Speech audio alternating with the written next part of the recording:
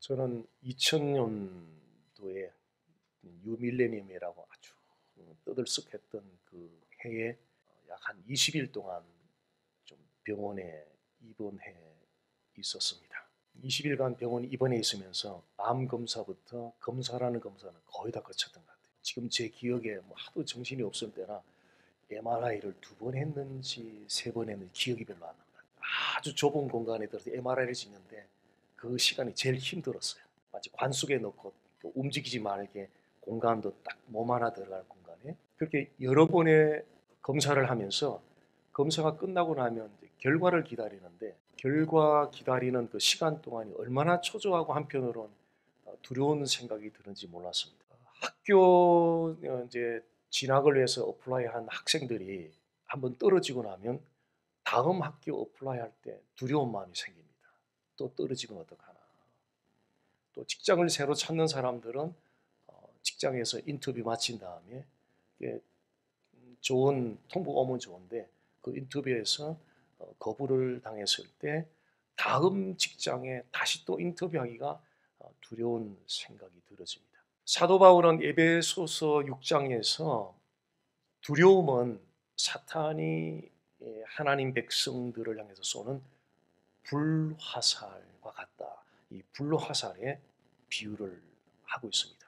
사탄은 하나님 백성들이 끊임없이 쉬지 않고 두려움의 불화살을 쏘고 있습니다. 그 두려움의 불화살을 계속 맞다 보면은 영적 기운을 다 잃어버리면서 삶의 의욕이 완전히 식어져 가게 됩니다.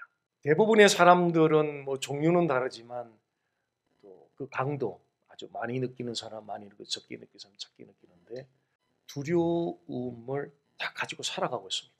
어떤 두려움을 지금 가지고 또 어떤 두려움 속에서 혹시 영적 기운이 빠지고 또 삶의 의욕이 혹시 식어져 버리지는 않았는지 모르겠습니다. 오늘 주어진 이 말씀은 그 두려움으로부터 벗어나게 하는 좋은 길을 우리에게 보여주면서 두려움 속에서 수학을 향하는 사람들의 용기를 주고 격려해주는 그런 메시지이기도 합니다. 우리 함께 생각해 볼 질문은 두려움이 찾아왔을 때 우리가 무엇을 할 수 있겠는가? 두려움이 찾아왔을 때 우리가 무엇을 할 수 있겠는가? 1절 말씀을 다시 잠깐 보시면은요. 이후에 여호와의 말씀이 환상 중에 아브라함에게 임하여 이르시되 아브라함아 두려워하지 말라.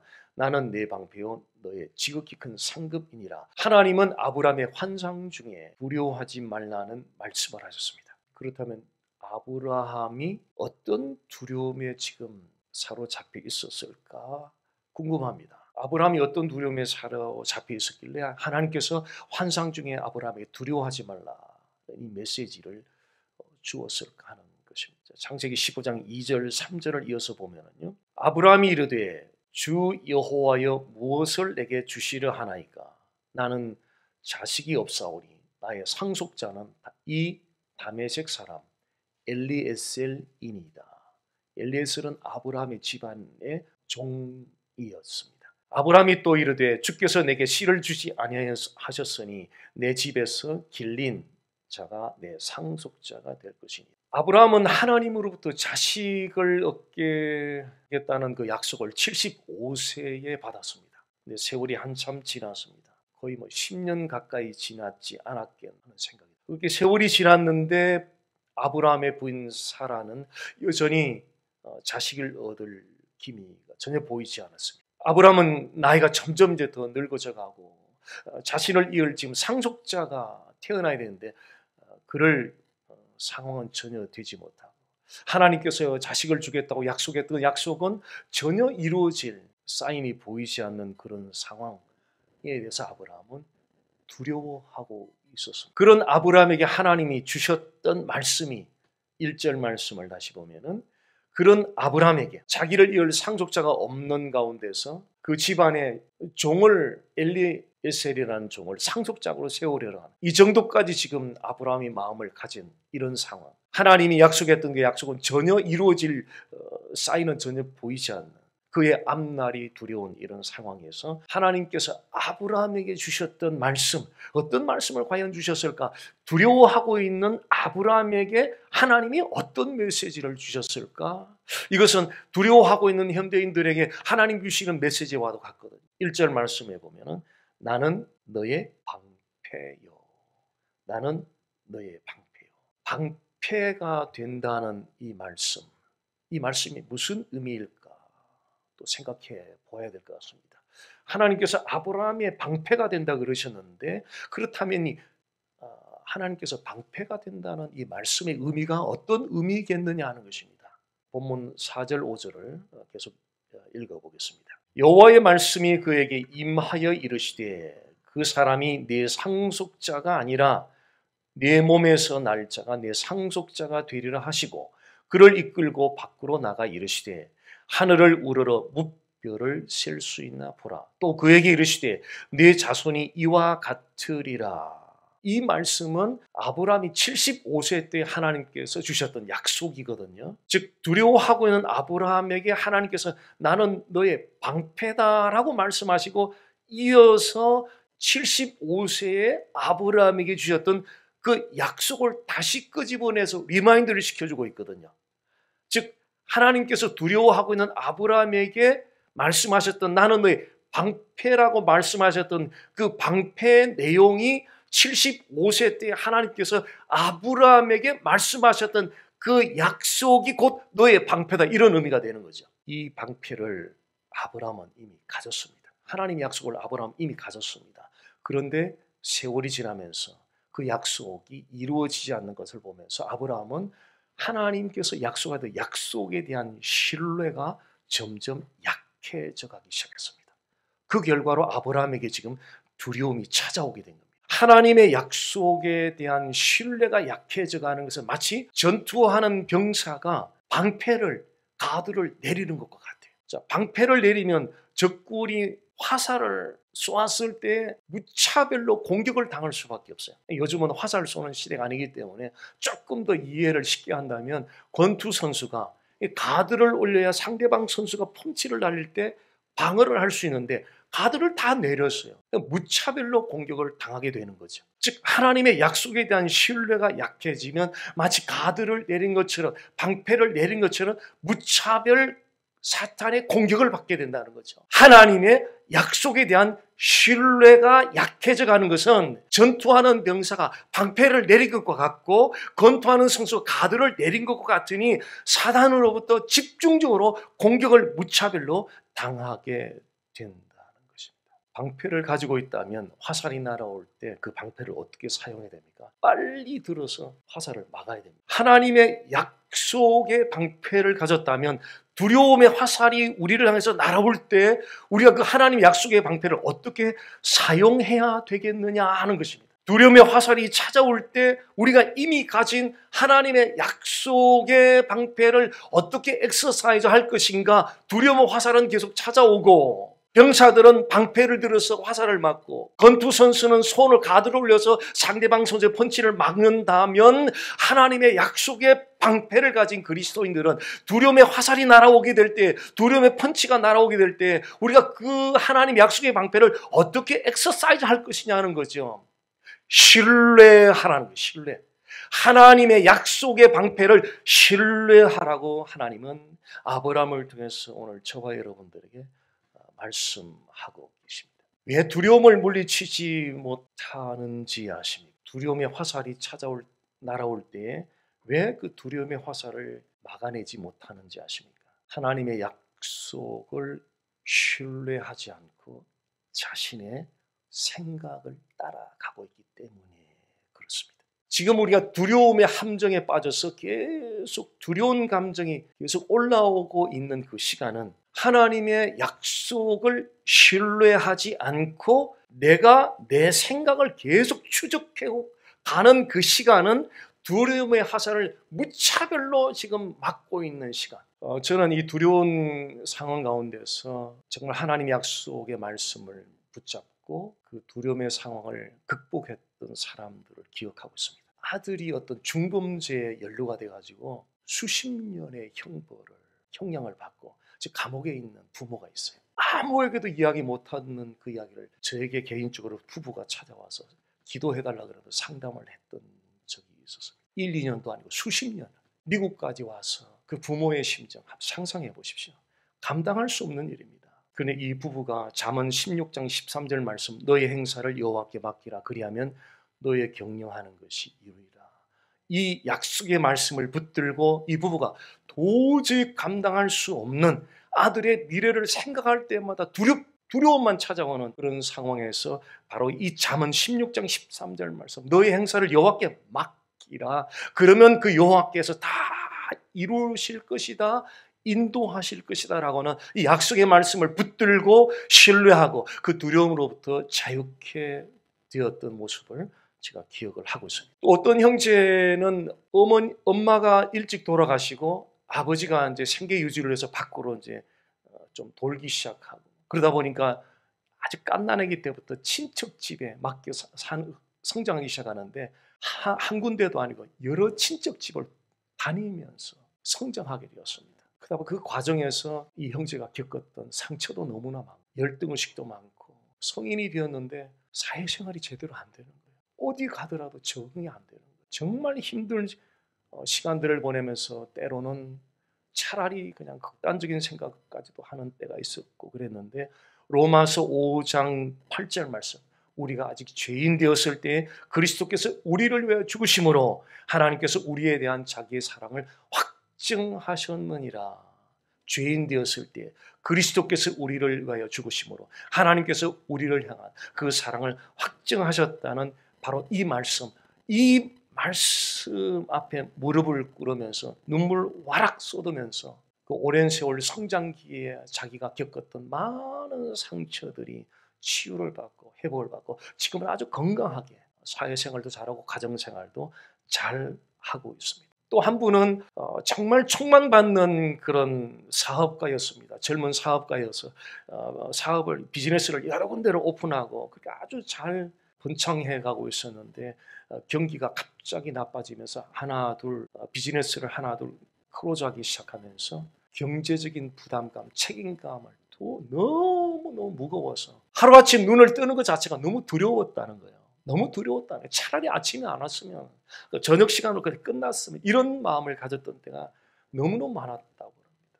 그런 가운데 이분께서 고린도후서 4장 8절 9절, 우리가 사방으로 우겨쌈을 당하여도 쌓이지 아니하며 답답한 일을 당하여도 낙심하지 아니하며 박해를 받아도 버림받지 아니하며 거꾸로 뜨림을 당하도 망하지 아니하고, 이 말씀을 붙들고 자기 마음을 추스리면서 그 경제적인 압박감 때문에 하루하루 다가오는 것이 두려웠던 그 마음으로부터 자유함을 얻어서 마치 처음 비즈니스 시작하는 그 마음으로 다시 그 비즈니스를 열심히 운영을 해서 지금은 모든 것이 다 회복이 돼서 아주 건강하게 잘 생활을 해가고 있습니다. 이외에도 그 두려움의 상황들을 하나님의 약속의 말씀을 신뢰함으로 그 두려움의 상황을 이겨낸 간증들은 너무나 많습니다.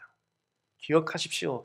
방패, 하나님이 두려워하고 있는 아브라함에게 무슨 방패를 주어졌는지, 하나님이 아브라함에게 주신 방패, 아브라함아 너가 두려워 떨고 있는데 너를 보호해야 돼, 막아야 돼, 방패가 필요해 라고 하나님이 아브라함에게 주셨던 바로 그 방패는 하나님의 약속의 말씀이었다. 우리에게 하나님은 하나님 약속의 말씀 이미 주셨습니다. 두려움의 화살이 찾아올 때마다 하나님 우리에게 그 하나님의 약속의 말씀을 신뢰하라고 주셨어요. 그 약속의 말씀을 신뢰할 때마다 우리는 그 두려움으로부터 벗어나서 평안과 안식을 얻게 될 것입니다. 두려움이 찾아올 때 우리가 무엇을 할 수 있겠습니까?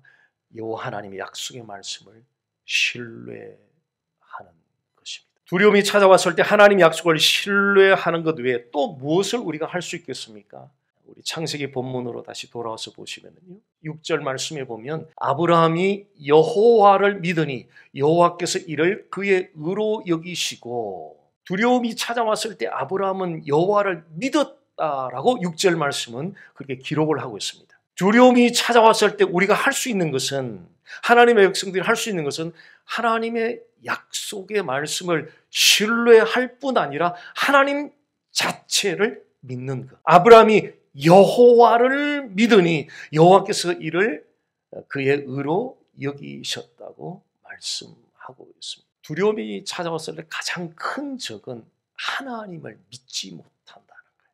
참 아이러니한 이야기죠. 하나님을 믿는다고 고백을 늘 하지만 두려움이 찾아왔을 때 가장 큰 적은 하나님 자체에 대한 믿음이 부족하다는 것입니다. 어두운 밤에 택시를 타고 가는데 택시 드라이버를 믿을 수가 없어요. 자, 그러면 뒷자리에 앉아서 택시를 타고 가고 있는 패신저 입장에서는 어떨까요? 굉장히 두려울 것 같아요. 더군다나 시골길을 막 컴컴한데 막 운전하고 간다면 저 드라이버가 도대체 어떻게 나를 해칠지, 어디로 나를 이끌고 갈지 두려워서 그 차를 어떻게 타고 가겠어요? 두려움이 찾아왔을 때 하나님을 믿지 못하면, 하나님에 대한 믿음이 없으면 온갖 불신앙의 늪에서 허우적 하루를 보내고 이틀을 보내고 3일을 보내고 한 달을 보내고 2달을 보내고 그렇게 세월을 보내게 돼요. 두려움이 찾아왔을 때 하나님 자체에 대한 믿음이 없으면 불신앙의 늪에서 헤어나오지 못합니다. 나는 안 돼. 패배주의 의식에 사로잡혀 완전히 꽁꽁 묶여서 안 돼. 더 이상 안 되는 거야. 안 돼. 딱 단정부터 해놓고 보는 거죠. 안 돼라고 하는 거예요. 하나님을 진짜 믿는다면, 하나님을 진짜 신뢰한다면 그렇게 쉽게 단정할 수가 없는 거죠. 그건 우리 계산에서 나오는 거죠. 계산에서 나오는 거죠. 우리의 머리에서 나오는 이성이 계산에서 나오는 그런 거 말고 하나님은 하실 수 있는 분이시거든요. 안 돼. 절망이야. 뭐 이런 패배주의 의식, 부정적인 그런 의식 속에 우리가 사로잡혀서 불신앙의 늪에서 빠져서 허우적거리면서 헤어나오질 못하는 시간들을 보내게 된다는 것입니다. 살아오면서 고마운 어떤 분이 계신다면 그 고마운 분을 회상할 때 우리 어떻게 합니까? 그 고마운 분이 나에게 베풀어 줬던 일들을 하나씩 헤아려 봅니다. 하나씩 헤아려 보면서 그 고마운 분을 회상하게 됩니다. 두려움이 찾아왔을 때 우리가 어떻게 하나님을 믿을 수 있느냐는 거예요. 두려움이 찾아왔을 때 하나님을 믿어야 되는데 어떻게 하나님을 믿을 수 있겠느냐. 시편 77편 11절 12절 말씀 잠깐 한번 보겠습니다. 그 말씀 잠깐 보시면은요. 곧 여호와의 일들을 기억하며 주께서 옛적에 행하신 기이한 일을 기억하리이다. 12절입니다. 또 주의 모든 일을 작은 소리로 읊조리며 주의 행사를 낮은 소리로 되뇌이리이다. 이 말씀에 근거하면 하나님이 행하신 일을 remember, 기억하고 작은 소리로 읊조리며 되새기는 거예요. 고마운 사람을 회상하기 위해서 그 고마운 사람이 나에게 베풀어 주었던 일들을 하나하나 헤아리면서 그 고마운 사람을 회상을 하는 거죠. 우리 하나님을 믿기 위해서는 하나님이 행하신 일들을 하나하나 remember, 기억하면서 낮은 목소리, 작은 목소리로 읊조리며 선포하며 우리의 마음에 되새기는 거예요. 그러면 두려움 중에도 하나님을 믿는 믿음이 발생되면서 그 두려움으로부터 벗어나게 되는 것입니다. 그 하나님이 행하신 일을 기억하고 낮은 소리로 읊조리며 소리를 내며 선포하며 우리 마음에 되새길 때에 우리 안에 성령께서 믿음을 발생시켜 주어서 그 두려움의 상황으로부터 자유케 하는 은혜를 베풀어 주신다는 거죠. 저는 여기서 하나님을 믿으세요. 그럼 두려움에 벗어납니다라는 너무 두루뭉실한 데서 멈추지 않기를 원합니다. 실제로 좀 되게 했으면 좋을 것 같아요. 하나님이 행하신 일들을 remember하며 그 기억하는 것을 하나하나 입술로 고백하며 선포하며 낮은 소리로 읊조리며 반복적으로 읊조리며 마음에 되새길 때에 성령께서 내 안에 믿음을 불러일으켜서 두려움으로부터 벗어나게 하는 능력이 내 안에 장착되게 한다는 것입니다. 저는 요즘 새벽에 얼마나 기도하면서 엔조이를 하는지 모릅니다. 요즘은 성부 하나님, 성자 예수님, 성령 하나님, 타종교에서는 명상을 하잖아요. 대상이 없어요. 그냥 명상이에요. 묵상하는 대상이 없어요. 근데 기독교는 정확해요. 진리의 세계는 미로의 세계를 걷는 게 아니고요. 진리는 정확해요. 명확해요. 이 두루뭉실하거나 회색지대가 없어요. 정확해요. 누구를 묵상해요? 그분, 성부 하나님, 성자 예수님, 성령 하나님을 1시간 내내 묵상하면 중요한 것은 이 기도가 끝났을 때 하루 종일 성령이 그 묵상 선포하면서 기도했더니 하루 종일 저 마음에서 계속 올려주는 거예요. 이거다, 이거다, 바로 이거다. 우리 한국교회가 가이드했던 중요한 것 중에 막 부르짖는 기도가 긍정적인 기도가 있었지만 남겼던 부정적인 요소들, 그 엄청난 부르짖는 기도 뒤에 우리의 삶의 열매들이 너무나 형편없는 모습을 보면서 이게 도대체 뭐야? 이러면서도 또 부르짖어 또 기도하고 생활 속에서는 다른 모습. 이게 과연 퀘스천 마크가 달렸던 그분 자체를, 하나님 자체를 갈망하고 하나님 자체를 기도하면 계시된 말씀 속에서 성부 하나님, 성자 예수님, 성령 하나님, 삼위 하나님을 입술로 선포하면 내 귀로 들어야 되거든요. 막연하게 부르짖는 것이 아니라 계시된 말씀에 바로 삼위 하나님을 선포하며 반복적으로 기도하며 갔을 때에 끝나고 나면 하루 종일 그 말씀이 계속 떠올라요. 하루 종일 떠나질 않아요. 이것이 바로 우리를 변화시킬 수 있겠구나. 이게 능력이 되겠구나. 하루 종일. 저는 20대 중반이었던 것 같아요. 경기도 국소리 가면 틴나이프라는 국제 제작 훈련이 있었는데요. 그 당시 추석 연휴였는데 제가 추석 연휴에도 집에도 가지 않고 거기를 갔어요. 3박 4일을 집회를 하는데 그 당시 오살리 금식 기도원, 강남 청평의 최사실 목사님 기도원이 엄청난 구름대처럼 모이던 시절이었어요. 저는 오살리 그 기도원에서도 공동묘지 12시 기도하면서 방언 다 터져 나오고 하여튼 그 은혜도 많이 누렸었어요. 그런 와중에 틴나이프는 국제제작 훈련에 3박 4일 갔는데 3박 4일 동안 앞에서 목사님들이 기타 치고 했던 말도 하고 기본 복음을 3박 4일 계속 했던 것도 하는데 너무 싱거웠어요.